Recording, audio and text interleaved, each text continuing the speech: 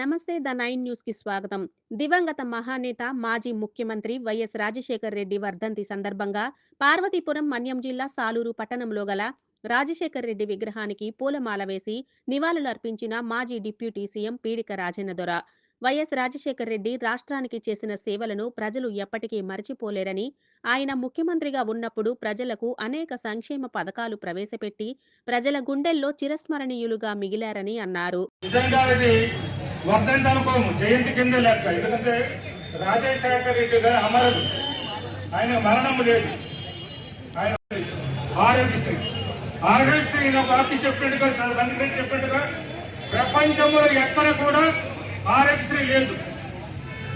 మన దేశంలోని మన రాష్ట్రంలోని నాటి ముఖ్యమంత్రి రాజశేఖర రెడ్డి గారు మాత్రమే చేశారు. ఎక్కడ కూడా లేదు. మనం మీకు తెలిసి ఉంటుంది, మా కొత్త వలస సాలూరు మండలంలో కొత్త వలసలోని రేయ గంగమ్మ ఆరోగ్యశ్రీ ఉండి బ్రతుకుండేదమ్మ. మాజీ సర్పంచ్ విజయనగరం వెళ్ళినా ఆరోగ్యశ్రీ లేదని చెప్పారు, అక్కడ పూర్తి చేసినా ఆరోగ్యశ్రీ లేదని చెప్పారు, వైద్యులు వెళ్ళినా ఆరోగ్యశ్రీ లేదని చెప్పారు. ఎవరికామె చనిపోయారు. కానీ రాజశేఖర రెడ్డి గుండె ఇచ్చారు, ప్రాణం పోశారు, ప్రాణదాతగా నిలిచారు. అదే రాజశేఖర రెడ్డి గొప్పతనం. వర్ధంతిని కూడా జయంతిగానే జరుపుకుంటారు ప్రతి చోట కూడా. ఆయన మరణం లేదే లేదు.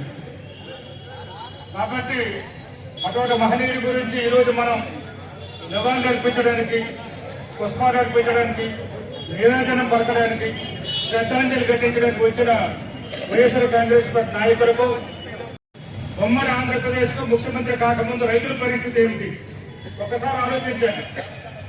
కరెంటు ఛార్జీలు కట్టుకోలేని పరిస్థితిలో రైతులు ఉన్నారు ఆ రోజు. కానీ ఆయన ఎన్నికలు ఏదైతే హామీ ఇచ్చారో హామీ ఇచ్చిన ప్రకారం 2004 మే 14 తేదీన విద్యుత్ ఛార్జీలను రద్దు చేశారు. అలా మాట ప్రకారం రద్దు చేశారు. అప్పుడు ఎమ్మెల్యేలు కూడా కాదు, ఓడిపోయాను నేను. కానీ ఈరోజు విద్యుత్ ఛార్జీలు పెంచమని చెప్పిన వాళ్ళు నెలకొకసారి, 2 నెలలకు ఒకసారి, 3 నెలలకు ఒకసారి పెంచుతున్నారు ఈ కూటమి ప్రభుత్వం.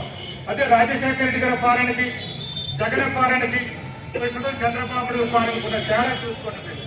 ఆ రోజు రాజశేఖర రెడ్డి చెప్పకుండానే రైతు రుణమాఫీ తీసుకొచ్చారు. అప్పుడు మన్మోహన్ సింగ్ ప్రధానమంత్రి గారికి చెప్పి రైతు రుణమాఫీ తీసుకొచ్చారు. మరి చంద్రబాబు నాయుడు గారు రుణమాఫీ చేస్తారని చెప్పారు. 87,612 కోట్లు, 87,612 కోట్లు ఉంటే సంపూర్ణ రుణమాఫీ చేస్తారని చెప్పారు. ఎవరు పైసా కట్టవద్దని చెప్పారు. మీ బ్యాంకుల్లో రుణాలు, మీ బ్యాంకులో బంగారు మీకే తీసుకుని ఇస్తామని చెప్పారు చంద్రబాబు నాయుడు గారు. కానీ అంత కలిపి సుమారు 15,000-16,000 కోట్లు మాత్రమే చేశారు. 87,000 కోట్లు ఎక్కడ, 15,000-16,000 కోట్లు ఎక్కడ? అబద్ధాలు చెప్పడం మెయిన్ వంతు. మాట తప్పనివాడు, మరపు చెప్పినవాడు రాజశేఖర రెడ్డి గారు, జగన్మోహన్ రెడ్డి గారు. అంతకుముందు టీడీపీ ప్రభుత్వం ఏదైతే పథకాలు ఉన్నామో ఆ పథకాలు కూడా ఇస్తామని చెప్పారు. ఇన్ని పథకాలు ఇస్తామని చెప్పారు. ఏమి మరి ఇప్పుడు సూపర్ 6 లోని జగన్మోహన్ రెడ్డి గారి వైఎస్ఆర్ చేయూత ఇచ్చారు. 18,750 రూపాయలు ఇచ్చారు. ఒక తల్లికి కానీ ఒక చెల్లికి కానీ అక్కడ ఇచ్చారు. మరి ఏది ప్రతి నెల కూడా మహిళలకు 1,500 ఇస్తామన్నారు. ఇచ్చారా అని అడుగుతున్నాను నేను. ఒక్క చెల్లికి కానీ ఒక్క తల్లికి కానీ ఇవ్వలేదు. ప్రతి మోసం కాదా అంటారు, అది అబద్ధం కాదా అంటారు. అలాగే నిరుద్యోగ వృత్తి అని చెప్పారు. నిరుద్యోగ వృత్తి ఎవరికి ఇచ్చారంటున్నాను. నెలకు 3,000 ఇస్తామని చెప్పారు. నిరుద్యోగ వృత్తి ఒక్కరికి కూడా ఇవ్వలేదు. నిరుద్యోగ వృత్తి ఈ రోజు కూడా ఒక్కరికి కూడా ఇవ్వలేదు. కరెంటు ఛార్జీలు తగ్గిస్తామని చెప్పారు, తగ్గించడం లేదు. అలాగే స్మార్ట్ మీటర్లు ఆ రోజు వద్దని చెప్పారు. జగన్ గారు తీసుకొస్తుంటే వద్దు, అవి పగలు కొట్టండి, నేను చూసుకుంటానని లోకేష్ గారు చెప్పారు. స్మార్ట్ కరెంటు మీటర్లు పెడితే, జగన్ గారు పెడితే అవి వద్దు అని అడ్డుకున్నారు లోకేష్ గారు. పగల కొట్టని నేను చెప్పారు. కానీ ఈ రోజు పరిస్థితి లోకేష్ గారు పెట్టిస్తున్నారు, ఈ ప్రభుత్వం పెట్టిస్తుంది స్మార్ట్ మీటర్లు. దానివల్ల అదనంగా కట్టుకోవాలి. ఇక మెచ్చుకుంటుందో చూడండి. సంజయ్ గారు ఆ రోజు ఆ రోడ్డు పేరు చెప్పుకొని ఓట్లు దండుకున్నారు. సాలూరు మండలంలోని మక్కువ మండలంలో ఓట్లు దండుకున్నారు. 2 నెలలు చేస్తాను, 3 నెలలు చేసేస్తాను. ఇప్పుడు 14 నెలలు అయింది. మేము 56 కోట్ల రూపాయలు మంజూరు చేస్తున్నాం ఆ రోడ్డుకి. 56 కోట్లు. మరి పని చేయొచ్చు కదా, చేయలేదు. రాష్ట్రంలో రోడ్ల పరిస్థితుల మీద చూడండి. దగ్గరగా మెరిసిపోతున్నమాట. అంతా కూడా మొహం చూసుకోవచ్చట. మా విలేకరుల ముందు మొహం చూసుకుంటే బాగా రాస్తారు. చూడండి, రోడ్డు నుంచి ముఖం పెట్టి చూడండి ఒకసారి. రోడ్డు పరిస్థితి ఎంత దారుణంగా ఉందో, అంత దారుణంగా ఉంది. ఇది రోడ్డు పరిస్థితి. అందులో మా మక్కువ సాలూరు రోడ్డు కూడా ఉంది. ఇది మక్కువ సాలూరు రోడ్డు ఇది ఎంత బాగుందో చూసారా?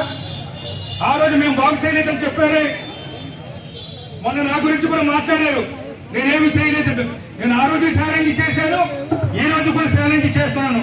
మళ్ళీ కూడా ఎవరెప్పుడు ఏం చేశారనేది కూడా ఎప్పుడైనా సరే ఈ విలేకరుల సమక్షంలో ఇదే సెంటర్ లో ఏ రోజైనా నేనంటే ఈ నెల పెడతారా, వచ్చే నెల పెడతారా, ఏ విషయం మీద కూడా సరే మళ్ళీ కూడా నేను ఆ రోజు చెప్పినా మళ్ళీ ఏమిటి చెప్తున్నాను. నేను ఏ విషయం మీద సరే ఎవరి హయాంలో అభివృద్ధి చేశామనేది మీరు ఎప్పుడైనా రావచ్చు.